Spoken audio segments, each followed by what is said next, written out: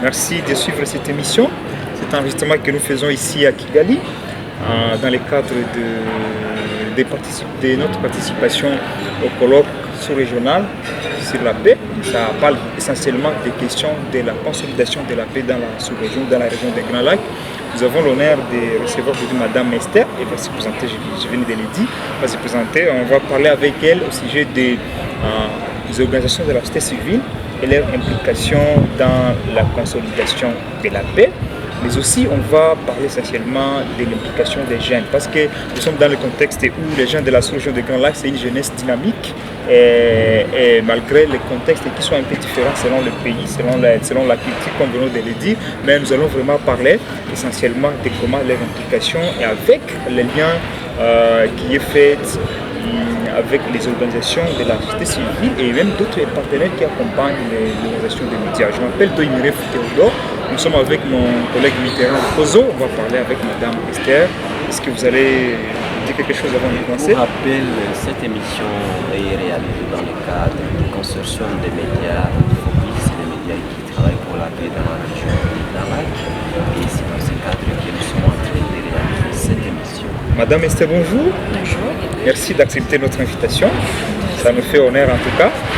Les auditeurs aimeraient d'abord, les auditeurs et les spectateurs, les téléspectateurs, les internautes qui vont nous suivre dans nos différentes plateformes ont besoin quand même de vous connaître d'emblée.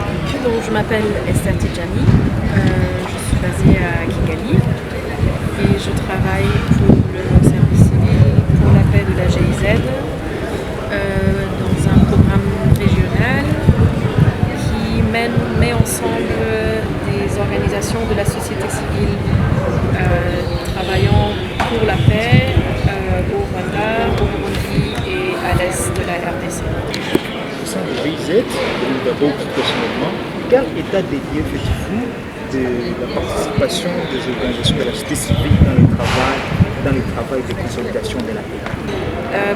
Je pense que les organisations de la société civile qui travaillent dans la consolidation de la paix, leur focus et ce sur quoi elles se concentrent sont différents selon les pays, parce que les besoins de paix sont différents dans chaque pays. Et au niveau régional, je crois que c'est encore assez récent de voir, même si les efforts se multiplient et montrent aussi des résultats, qu'il y a une communication entre les organisations des trois pays au-delà des frontières et un travail vraiment réellement régional proprement dit. Et ça, c'est dû au fait que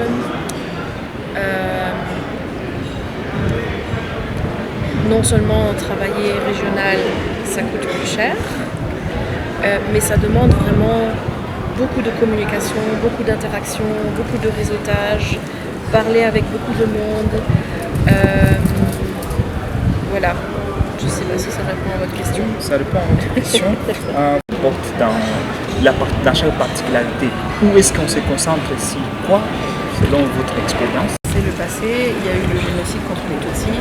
Donc les premières années, quand les organisations de paix ont réussi à s'organiser, elles ont beaucoup travaillé sur la santé mentale, le bien-être psychosocial, le travail de réconciliation et de dialogue dans les communautés. Et ça, c'est peut-être... le focus est peut-être différent dans d'autres pays où il y a un passé violent aussi, mais peut-être pas aussi traumatique. Cela dit, je vois aussi des parallèles, qu'il y a vraiment une forte concentration aussi sur le travail des jeunes dans les trois pays, sur la santé mentale et le bien-être psychosocial des communautés, ça aussi. Et puis un axe phare du peace building en général, de la consolidation de la paix, c'est aussi le traitement du passé. Comment se souvenir et comment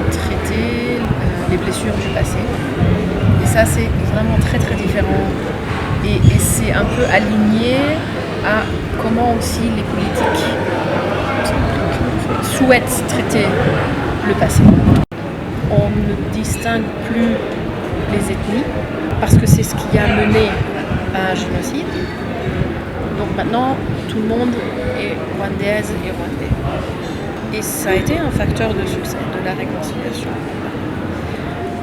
Par contre, dans les autres pays, je crois que c'est difficilement envisageable. Et le programme dans lequel je travaille, moi je me souviens qu'au tout début, quand il est devenu régional et qu'on a fait d'abord se réunir les partenaires rwandais et burundais et qu'ils ont débattu sur comment est-ce qu'on traite la question ethnique. Les partenaires burundais disaient mais il est hors de question qu'on se laisse interdire de mentionner les ethnies, les identités ethniques, c'est quelque chose qui est tellement important pour nous. On est mort pour ça, donc jamais on va oublier. Et donc, il n'y a pas de juste ou pas juste, ou correct ou incorrect, il y a différentes façons de tenter de trouver des solutions et de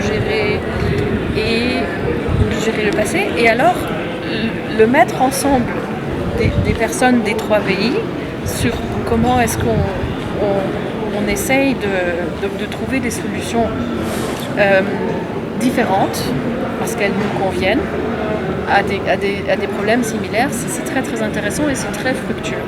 Il y a des cas aussi de fortes tensions, de forts mixages. Est-ce que vous avez aussi l'idée sur comment est-ce que vous êtes les questions? Je crois que pour la RDC, c'est aussi impossible de dire on va juste déclarer qu'il n'y a plus d'ethnie, parce que l'identification est très forte. Et en même temps, je pense que c'est une source d'identité et en même temps, je crois que c'est aussi très souvent instrumentalisé et manipulé, cette identité, par des acteurs qui veulent prendre une influence et qui peut-être vont dire qu'il y a des conflits entre telle et telle ethnie pour... Je ne sais pas si c'est divisé et divide and rule ou si c'est... Je ne sais pas trop. Souvent on parle des directs de ficelle et qui instrumentalise les... Oui. Donc en fait, je ne sais jamais, est-ce que... Et je ne crois pas, est-ce que les ethnies sont une source de conflit ou est-ce que plutôt elles sont utilisées pour venir renforcer certains conflits et ne pas aller là, et ça évite de devoir regarder là où sont les vraies sources. Voilà. Vous avez évoqué les contextes qui sont différents dans les trois pays et vous travaillez beaucoup avec... vous êtes en fait, c'est comme si vous faites un pont entre les gouvernements et la société civile, dans ce sens en tant que leurs partenaires, parce que vous travaillez avec les gouvernements, en même temps la société civile. Moi, je voudrais savoir maintenant comment tout ce que vous arrivez à travailler d'une part avec la société civile, vu les contextes qui est complexe en tout cas, et comment vous arrivez aussi à travailler avec le gouvernement de ces trois pays dans ces mêmes contextes. Bon, alors, le programme régional du service civil pour la paix, on ne travaille pas avec le gouvernement. On travaille uniquement avec la société civile. Mais la GIZ a d'autres programmes qui travaillent avec les acteurs étatiques. Donc à ce niveau-là, moi je communique avec mes collègues qui travaillent dans ces autres programmes-là.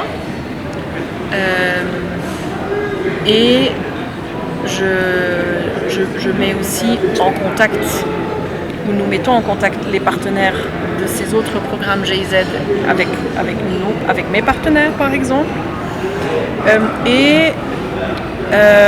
Ce que nous faisons aussi, c'est un développement de capacité et aussi la création d'espaces où nos partenaires de la société civile se mettent ensemble pour réfléchir à des stratégies de plaidoyer où ils peuvent, après s'être réunis au niveau régional, ou après avoir organisé une activité comme celle à laquelle nous sommes ici, qui met ensemble les bénéficiaires des activités, de leurs activités, que ce qui sort de ça, ils le portent elles-mêmes, les organisations le portent elles-mêmes auprès des décideurs. On voudrait maintenant savoir, vous en tant que partenaire, on a compris que les jeunes, souvent, ou ces organisations ont tendance à abandonner les actions tout au début et commencer les nouvelles actions. Je ne sais pas si vous avez compris dans ce sens, à ce sens que les jeunes, comment, au lieu de construire, disons, sur les actions qu'ils menaient avant, ils ont tendance, ces organisations ont tendance à recommencer d'autres actions. Je ne sais pas comment vous, en tant que GIZ ou en tant que partenaire de ces organisations, vous arrivez à travailler avec le conseil. Il y a du pour et du contre pour les deux, parce que souvent, ce qui se passe, c'est que les organisations de la société civile qui travaillent avec les jeunes pour montrer qu'elles ont des résultats, c'est important pour elles de dire voilà, sur beaucoup d'années, j'ai formé tant de jeunes, j'ai soutenu tant d'initiatives de jeunes, et ces chiffres sont plus grands quand on prend des nouvelles personnes à chaque fois. Tandis que si on veut vraiment créer un groupe où il y a une réelle transformation qui se passe, parce que vous savez aussi que avec le passé qu'il y a entre ces trois pays, se rencontrer pour la première fois, vous n'allez pas vous voir et dire ok, on retrousse les manches, on est prêt à travailler ensemble. Ça va prendre un temps. D'abord, vous devez vous connaître mutuellement, il faut installer une confiance, il faut développer des idées ensemble, il faut retourner chez soi, commencer à mettre en œuvre, se revoir encore une fois, peut-être avoir un apprentissage mutuel, qu'est-ce qui a fonctionné, qu'est-ce qui n'a pas fonctionné, et ainsi de suite, où est-ce que j'ai été bloquée aussi. Donc c'est quelque chose qui prend beaucoup de temps, et donc moi personnellement, je pense que pour ce qui est d'avoir un impact réel, ça va mieux fonctionner si on travaille sur plusieurs années avec un même groupe. Mais c'est pas toujours possible. C'est pas toujours possible et c'est pas très sexy. C'est pas les grands chiffres de dire voilà, j'ai travaillé pendant 5 ans avec un groupe de 10 jeunes et maintenant ils sont devenus vraiment une petite communauté très solide. Je trouve qu'au niveau humain et au niveau de la transformation des conflits, c'est beaucoup plus significatif, mais ça ne va pas être aussi joli sur un prospectus ou sur un site web que de dire en 5 ans on a formé 3000 jeunes des 3 pays. Et je crois qu'en fait ce n'est pas qu'est-ce qui est mieux, je crois qu'il faut un bon équilibre entre les deux. Sur cette question, c'est vrai, on ne peut pas se contenter de former beaucoup de personnes qui ne peuvent pas peut-être produire sur le terrain et qui n'ont pas d'impact sur le terrain. Et vous, en tant que partenaire, parce qu'on cause avec vous ici, on fait l'entretien avec vous en tant que partenaire qui accompagne en fait ces organisations. Et on a tendance à voir que vous exigez souvent à ces organisations de proposer de nouvelles personnes pour des formations, mais au lieu de rester avec cette équipe qui a été formée avant. Qu'est-ce qu'il faut faire et qu'est-ce que vous faites pour que cette équipe formée, par exemple, ces nombres, soit en tout cas maintenue et que ça puisse aussi produire un résultat qui est palpable sur le terrain. Selon leur propre évaluation de c'est quoi leurs propres besoins, afin qu'elles gèrent les conflits dans leur communauté de manière non violente. Et donc, peut-être là on est aussi un peu différent d'autres programmes qui vont investir beaucoup sur une courte durée et puis le projet s'arrête. Nous avons des fonds beaucoup plus modestes, mais on travaille vraiment dans la durée. Donc ici au Rwanda, on a des partenariats qui ont duré 20 ans et on a vu des organisations vraiment grandir. Et à un moment donné, on a dit ok, cette organisation, elle n'a plus besoin de nous, on va dire. C'est ce que nous, on a à leur offrir, ça ne les intéresse plus. Mais donc, alors, pour répondre à ce qu'on fait, en fait, on ne va pas dire la situation, elle est comme ça, et donc il faut faire ça, mais on va plutôt dire, donc je prends un exemple concret, parce que ça, c'est les capacités pour une organisation qui travaille dans le travail de paix, c'est faire une analyse de conflit, peut-être organiser des dialogues.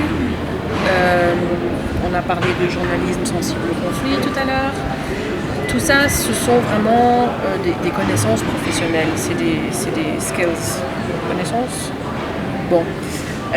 Et donc, ce qu'on va faire, c'est maintenant, comme on est un programme régional depuis déjà beaucoup longtemps, on va faire de manière répétée des formations sur comment est-ce qu'on fait une analyse de conflit, comment est-ce qu'on identifie les facteurs de conflit sur lesquels on peut travailler, quels sont les besoins de paix, qui vont faire que la paix peut commencer à venir si on travaille sur ça et ça et ça.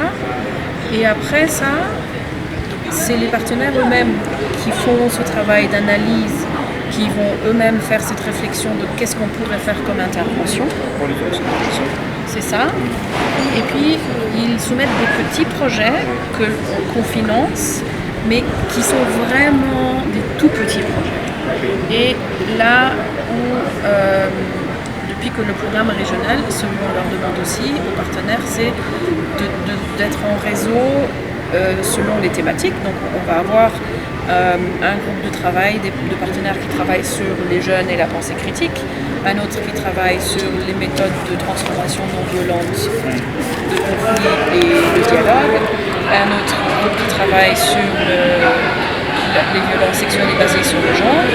Et dans chacun de ces groupes, il doit y avoir toujours au minimum une organisation de chaque pays, parce que justement, on aimerait qu'ils fassent cette analyse ensemble et qu'ils voient au niveau régional qu'est-ce qu'il faut faire alors.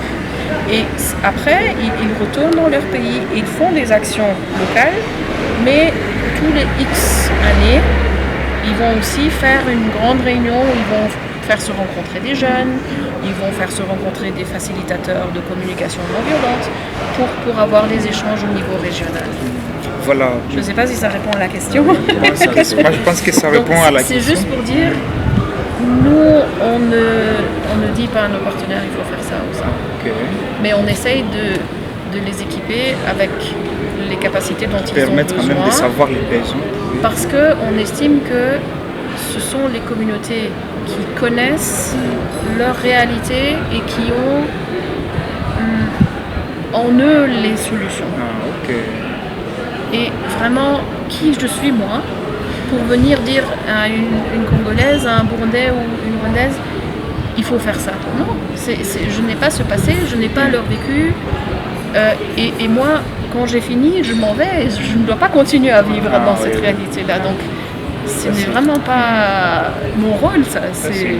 Si on me demande mon opinion, je vais peut-être avoir une opinion.